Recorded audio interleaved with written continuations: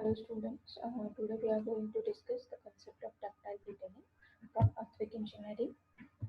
Now when we consider any structure, so basically we have to use some of the construction material, and that basically we will use the masonry, the cement material, concrete material.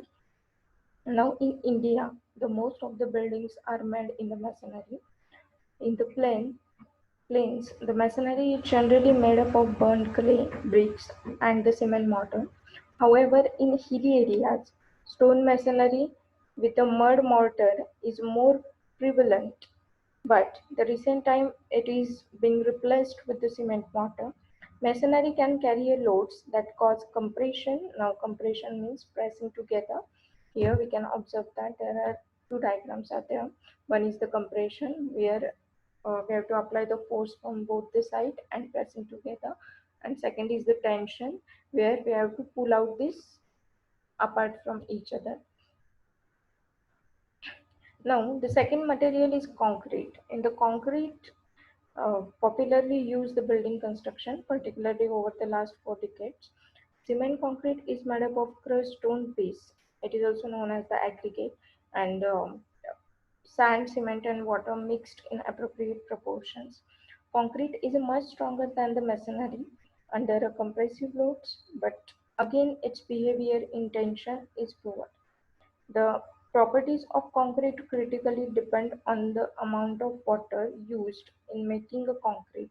Too much and too little water both can cause havoc. In general, both masonry and concrete are brittle and fail suddenly. But while we consider the another material, that is steel.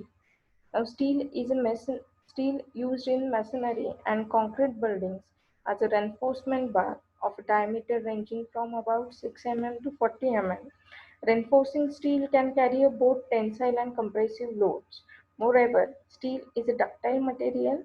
This is important property of ductility enables steel bars to undergo large elongation before breaking. Now, when we consider the concrete, concrete is used along with the steel bars, or we can say the steel reinforcement. Then the composition is known as the reinforced cement concrete. The amount and the location of the steel in a member should be such that the failure of the member is by steel reaching its strength in a tension before concrete reaches its strength in compression. This type of failure in ductile failure and hence is preferred over a failure where concrete fails first in compression. Therefore, the contrary to common thinking, providing too much steel in steel buildings can be harmful even. Now, we will discuss about the design capacity. For this purpose, we have to consider two bars having the same length and cross-sectional areas. One is made up of ductile material and another is made up of brittle material. Now pull these two bars until they break. You will notice that the ductile bar elongates by a large amount before it breaks, while the brittle bar breaks suddenly on reaching its maximum strength at a relatively small elongation.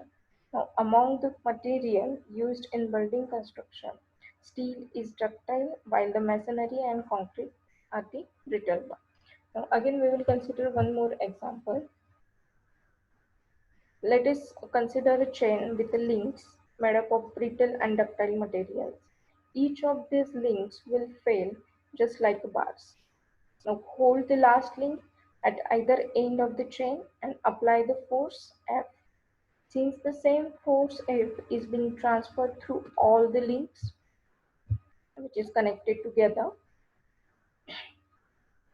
as more and more force is applied, eventually the chain will break when the biggest link in it breaks first. If the ductile link is a weak one, then the chain will show large final elongation.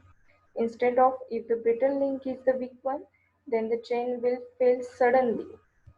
There are two types of link basically we have to provide. One is the brittle link and second is the ductile link. So when the load is applied on the brittle link break suddenly, but when the load is applied on the ductile link, then this ductile link gets elongate. Now, if the brittle link is the weak one, the chain will fail suddenly and show small final elongation. Therefore, when to have such a ductile chain, we have to make the ductile link to be the weakest link. Now, again, we have to consider the example for the construction of a building and what happens exactly in the buildings. So, building should be designed like the ductile chain. Consider a common urban residential apartment, the multi-story building made up of reinforced concrete. It consists of horizontal and vertical members like the beams and columns. The seismic inertia force generated at its floor level are transferred through the various beams and columns to the ground. The correct building component need to be made ductile. The failure of the column can affect the stability of the whole building. Therefore, it is better to make a beam to be ductile, weak link than column, and such a type of method is known as the strong column weak beam design methods. Now, by using the routing design codes, basically we have to use the code like the IS 13920 for RC structures. This code provides the adequate ductility is provided in the members where damage expected. Now, how can we control the quality? So, the capacity of the design concept in earthquake resistant buildings will fail if the strength of the brittle links fall below their minimum assured value. The strength of the brittle construction material like the masonry and concrete is highly sensitive to the quality of the construction material or supervision and construction methods. Now, special care is needed in construction to ensure that the elements means to be a ductile are indeed provided with the features that give adequate ductility. Now, the strict adherence to prescribed standard of construction material and the construction process is essential in assuming an earthquake resistant building. Now, the regular testing of the construction material is applied, laboratories, periodic trainings of workmen at professional training houses, and on-site evaluation of the technical work are elements of good quality control. Thank you.